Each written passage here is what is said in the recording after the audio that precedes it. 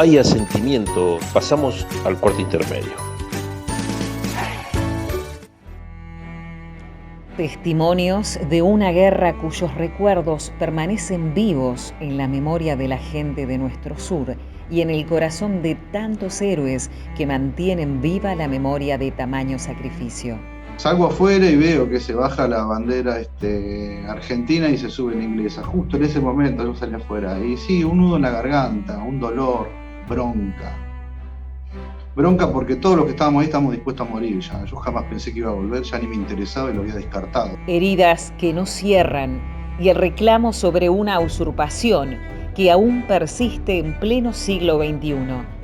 Aunque sectores de la sociedad intenten ocultar en las sombras aquella guerra de hace 40 años, continúan los planteos en los foros internacionales frente a un reino que mantiene una colonia a más de 12.000 kilómetros de su territorio. Y solo restan resolver 16 cuestiones coloniales, 10 de las cuales son originadas por el dominio en territorios usurpados por parte del Reino Unido. Y yo vengo a hablar aquí precisamente de la cuestión Malvinas. El contrapuesto argumento de algunos sectores internos, a quienes poco les importa el sacrificio de quienes lucharon y la histórica posición de una nación que se resiste a la desmalvinización. Pfizer no pidió ni cambio de la ley y ni pidió, lo único que pidió fue un seguro de caución, como se lo pidió a todos los países del mundo, que es algo razonable. No pidió ni los hielos continentales, ni la... Bueno, no sé, la Patagonia. Las Islas Malvinas se las podemos haber dado. A 40 años de aquella guerra, proponemos una mirada íntima, local, vívida, de un intento de recuperación de nuestro suelo, que más allá de la locura que nos llevó a un conflicto armado, es parte de una historia que nos pertenece y nos lleva cada 2 de abril a revivir pasiones y sentimientos que afloran como recuerdos de guerra.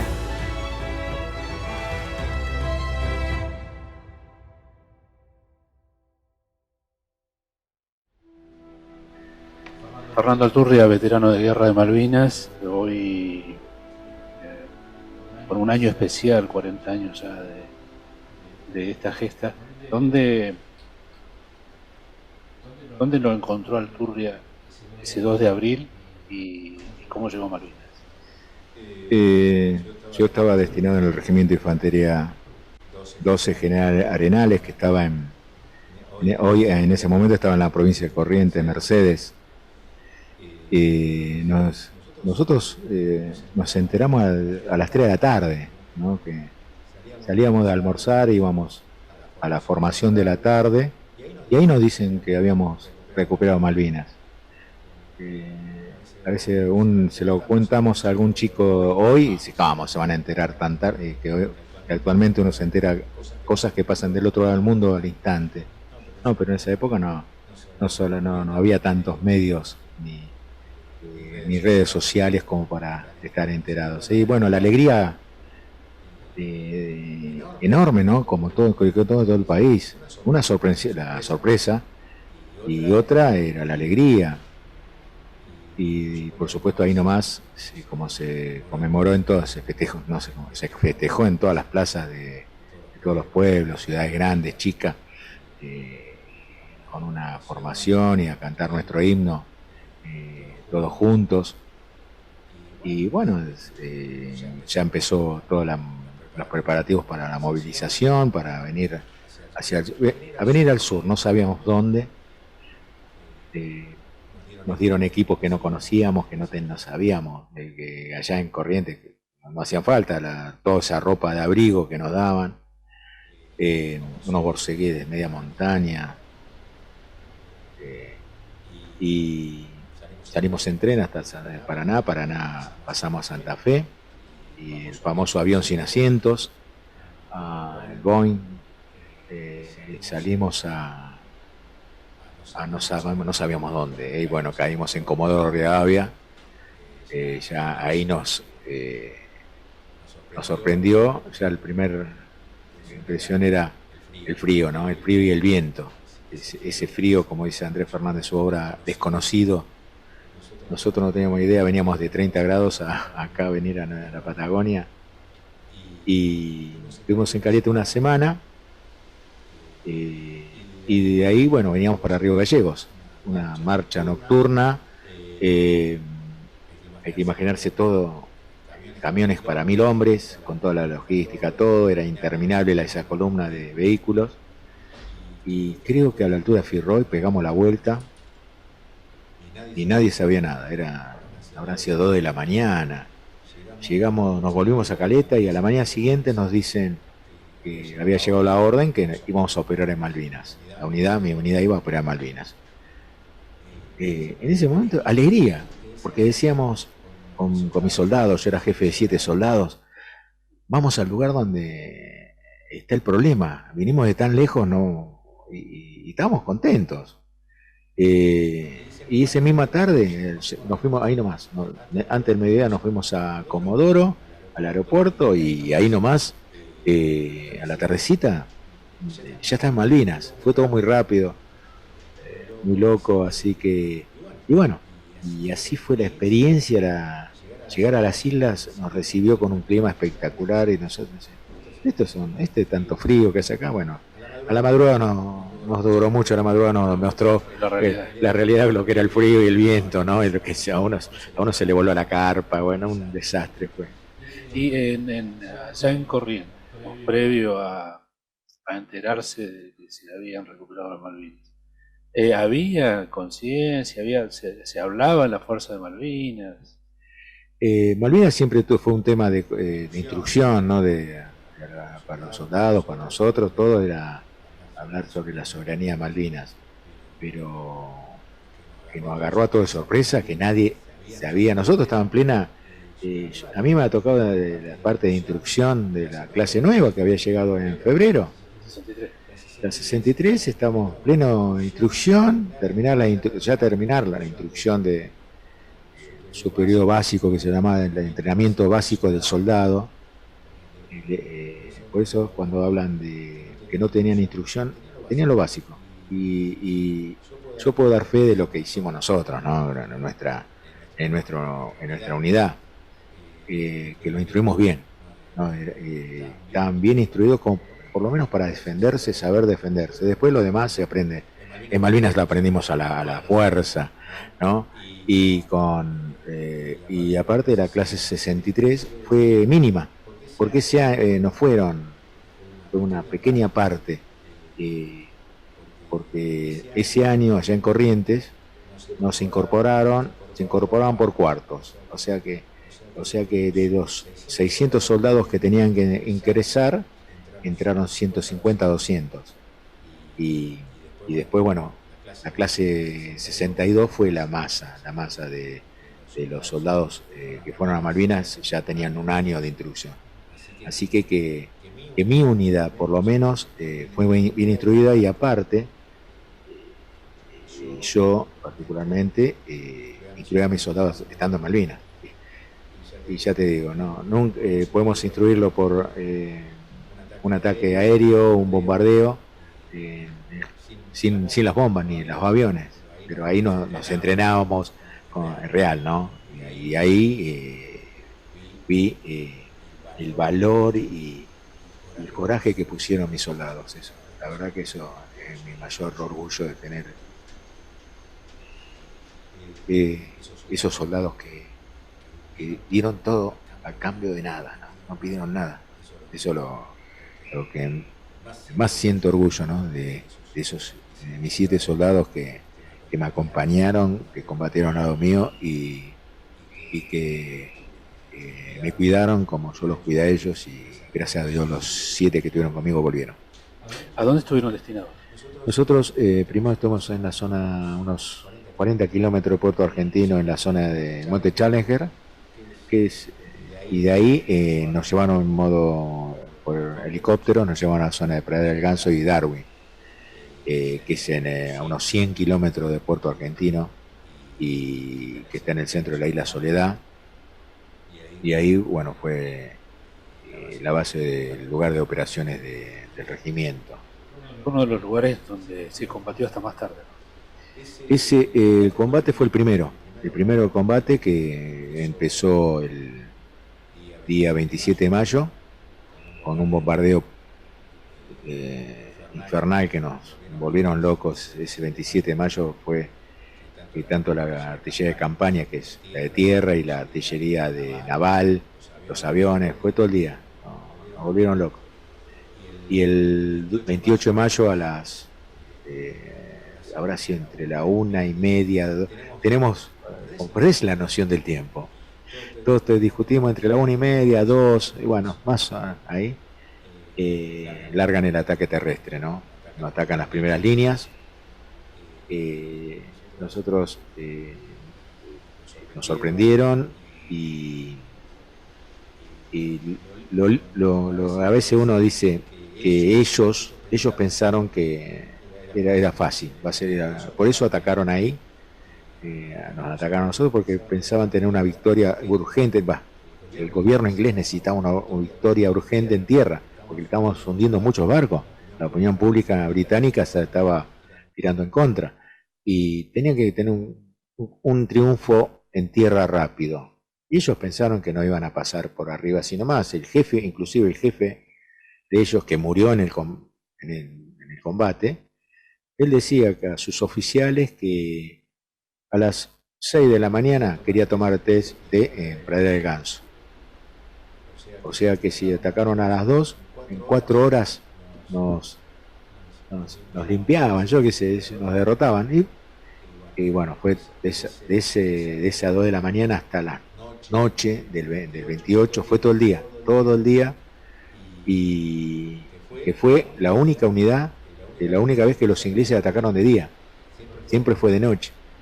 Se dieron cuenta que de día no perdían mucho, le provocamos muchas bajas, mucha logística, porque ellos venían pensando que no iban a gastar nada, les costó muchísimo, y bueno, y ya la noche del 28 de mayo se hizo un alto el fuego hasta el otro día, 29 de mayo, desgraciadamente justo el día del ejército argentino. Mi jefe toma la decisión que hasta acá llegamos, ya estamos rodeados. Yo me acuerdo que a lo último yo sentía tiros adelante y tiros a mi espalda, y yo dije, y del otro lado teníamos todos agua, y yo dije, estamos complicados, ya me di cuenta, estamos mal. Y mi jefe, nadie dice que el mayor orgullo que podemos tener los veteranos de guerra de todo, ¿no? Porque como yo le digo a todos los veteranos, no hubo roles chiquitos, todos fueron importantísimos, desde que estaba en primera línea combatiendo como el que iba a buscar agua, ¿no? Que para la mucha, poca comida que teníamos, esencial. Y buscar agua en Malvinas era muy difícil, había que recorrer kilómetros, encontrar una vertiente, algo, porque no había. Y por eso yo digo que todos los roles eran importantísimos. Y mi jefe tomó esa decisión, nadie se quería que traigan, nadie. Yo creo que jamás lograron los ingleses quebrar la voluntad de luchar, ¿no? Eso, el espíritu estaba muy alto, no, la verdad que no nos sentíamos que podíamos dejar de combatir, pero nosotros que veíamos un pedacito de la situación, mi jefe veía todo, ¿no? Que muy enojado, muchos años estuve enojado con mi jefe por tomar esa decisión, pero con el tiempo me di cuenta que tomó la decisión correcta, porque yo no sabía que había tantos muertos, teníamos más de 50 muertos, teníamos más de 100 heridos, estamos rodeados, teníamos para 6 horas más de munición de artillería, Puerto Argentino nos había cortado, ya dije, bueno, hagan lo que puedan, refuerzo no le podemos mandar, más nada, sigan combatiendo, vengan para Puerto Argentino, ¿en qué vamos? Y se rinden, porque que mi jefe tomó la mejor decisión, decir, bueno, hasta acá llegamos, dimos todo, no nos guardamos nada, le tiramos con todo lo que teníamos, y él nos decía que no seguimos combatiendo porque no teníamos con qué, porque aunque los cañones antiaéreos no funcionaban porque se rompió el grupo electrógeno, que eran la torreta son toda eléctrica. Hasta con esa le tiramos los ingleses, ¿no? La pusieron a la altura de la tierra ahí, y tiraban. Por eso la verdad que tuvieron que pasar muchos años para que yo diga esto, más de 20 años, porque estamos silenciados, teníamos, aparte, llegamos de las islas, nos escondieron primero, nos ignoraron, después nos echaron la culpa de la derrota, y lamentablemente nosotros lo creímos, porque nos hicieron creer eso, que éramos los responsables de la derrota. Esa mochila fue muy, muy pesada, y muchos de nuestros hermanos no la aguantaron, optaron por el suicidio. Tenemos más de entre 500 y 600 suicidios después de Malvinas. El año pasado hubo 2, y seguimos contando, como decimos. Y el Estado estuvo ausente por más de 10 años, que fue la época donde solamente se pedía atención médica, ¿no? Una obra social, porque tener en el documento que decir que estuvo en Malvinas era causal de no darle trabajo. ¿Cómo se pasó de la euforia a querer esconder eso, ¿no? Porque, digamos, no sé si eso tenía que ver con que el momento de la guerra fue un gobierno militar, porque la decisión, vista a la distancia, se ve como una locura, y no sé si fue eso lo que fue tan fuerte en cuanto a la intención de desmalvinizar o de esconder lo que había pasado en Malvinas. Sí, cuando nosotros vamos, las causales de la guerra la vamos a saber realmente cuando abran los archivos secretos de los ingleses, ¿no? Ya en 2075 lo tiraron.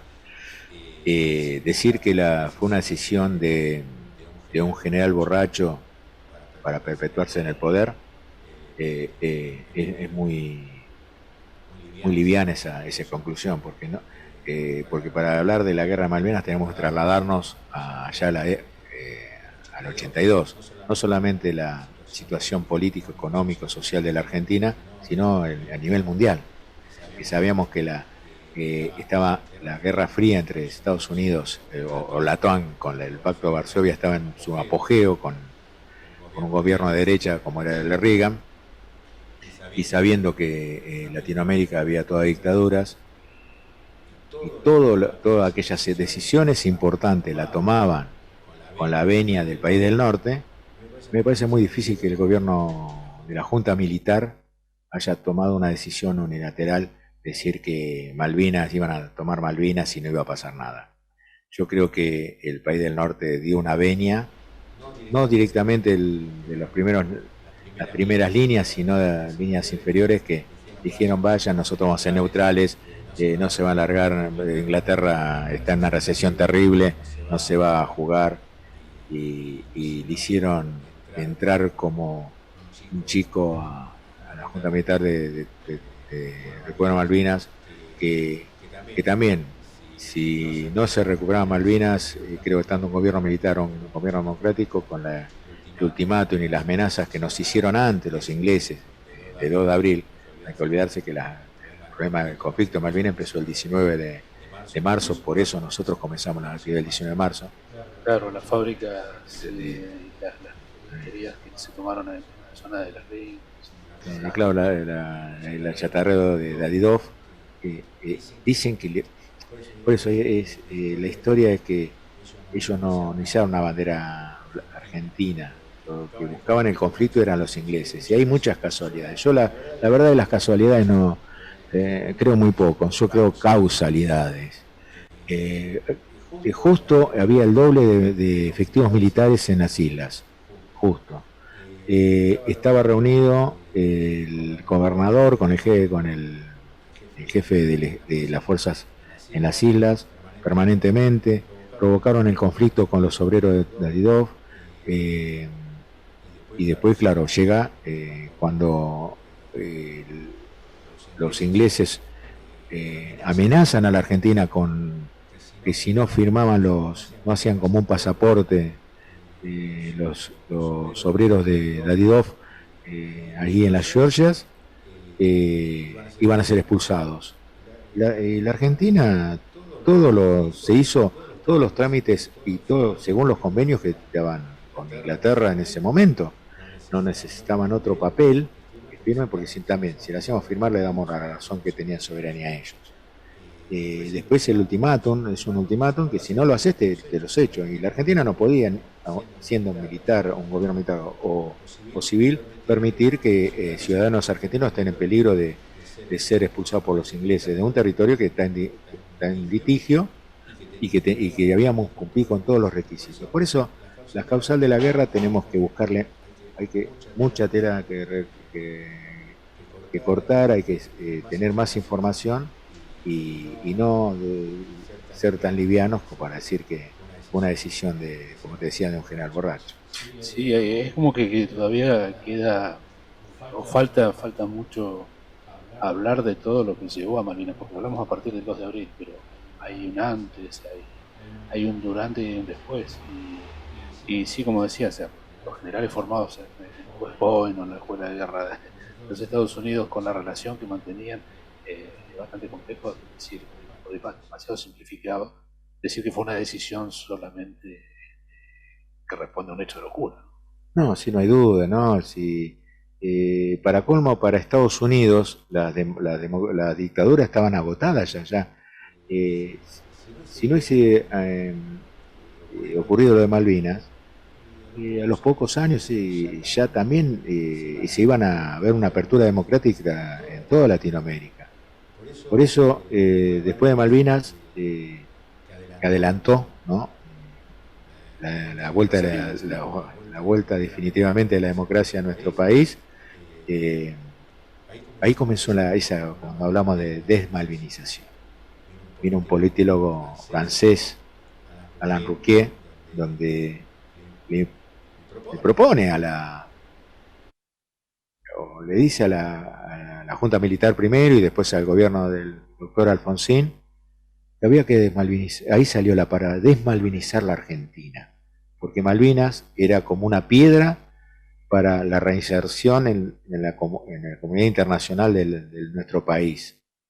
Claro, ¿cómo vamos? Si empezamos a hablar de Malvinas, tenemos presente a los veteranos, al reclamo de soberanía, ¿cómo vamos a negociar o entablar nuevamente relaciones internacionales con Inglaterra, con el enemigo que hacía unos años estamos enfrentando, y a Estados Unidos, que son las principales potencias económicas y de las multinacionales que en la década del 90 vinieron, ¿no?, con las privatizaciones? Y bueno, el gobierno de Alfonsín fue muy duro para los veteranos de guerra, la ignorancia, el olvido. Malvinas, tanto en la parte civil como en la militar.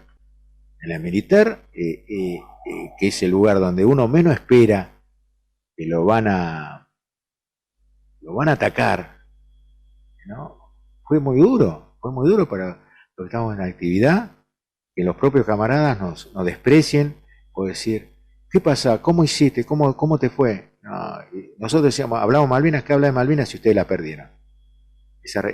Y a un joven yo tenía 19, ¿no? 19, 20 años, que le digan eso, es muy duro.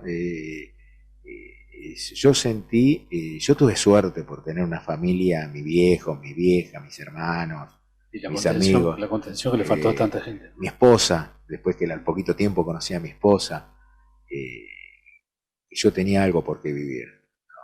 Pero el que no tenía nada, tuvo la desgracia de que fallezca alguien muy cercano, no tuvo la suerte, o al contrario, no tenía nadie. ¿Qué puede pensar? ¿Qué puede decidir? Si no tiene una familia, no tiene la contención, una sociedad que le da la espalda, después de haber ido a defender la patria, porque era eso. Porque el que piense que nosotros, los pobrecitos, nos dicen los pobrecitos, ¿qué pobrecito?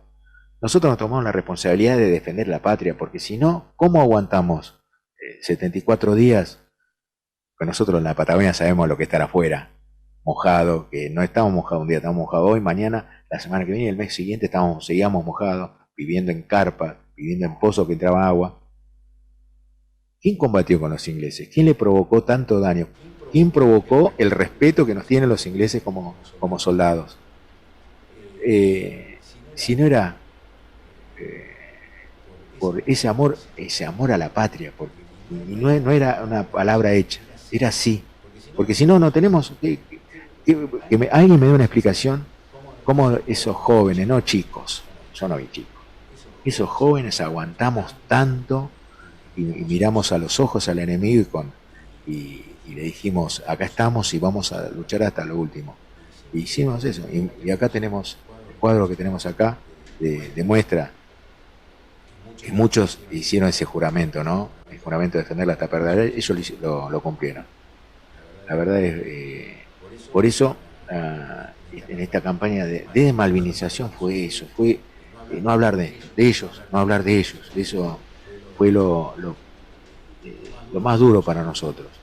Pero con el tiempo se empezaron a conformar las organizaciones de veteranos de guerra, se empezaron a luchar por los derechos de los veteranos de guerra, por las familias, porque a veces se olvidan que hubo 649 familias que quedaron, que un familiar herido quedó ahí, en las islas, con las aguas frías del Atlántico Sur, y se olvidaron de la familia. Se olvidaron de esos padres, esas esposas, esos hijos que dieron a la patria la vida de su ser querido. Y luchar por ellos, ¿no? Y podemos decir que después de casi 20 años, ya teníamos 40, ahí pudimos empezar a hablar, contar nuestra historia. Esto hace 20 años atrás capaz no podíamos hablar.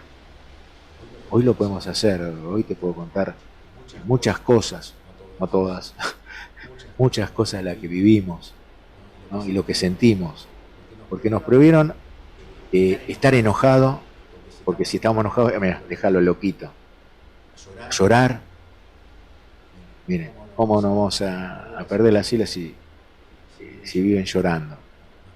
Nos negaron todo eso, inclusive a muchos nos han insultado, nos han escupido.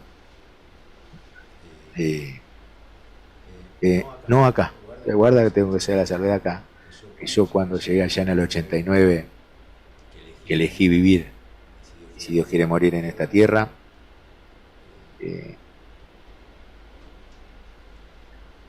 yo me sentí veterano de guerra acá, no acá en Santa Cruz.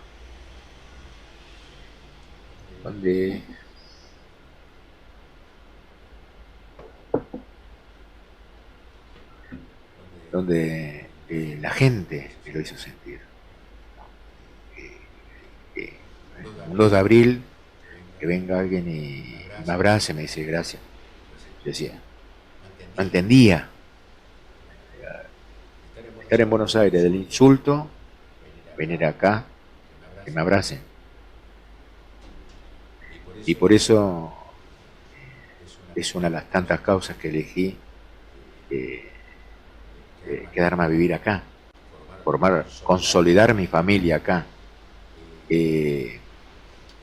porque acá Santa Cruz, en particular Río Gallegos, me brindó eso, ese lugar en el mundo donde uno habla de Malvinas y lo escucha, lo entiende porque la vivieron también acá.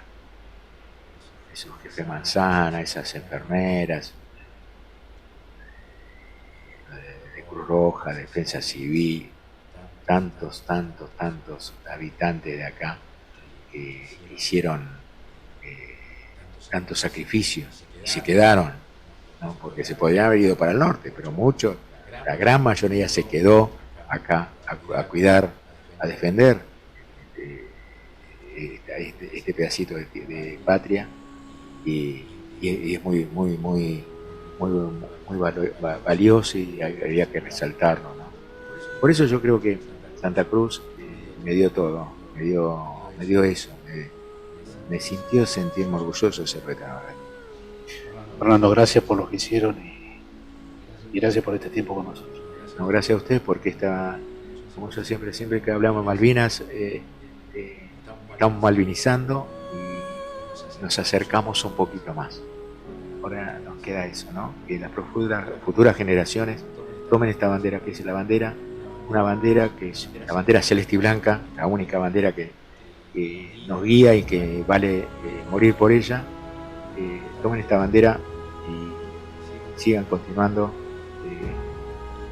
hasta el objetivo final, que es volver a ver flamear esa bandera tan querida por todos los otros, y la celeste y blanca pueda flamear en ese territorio tan querido y amado por todos los argentinos.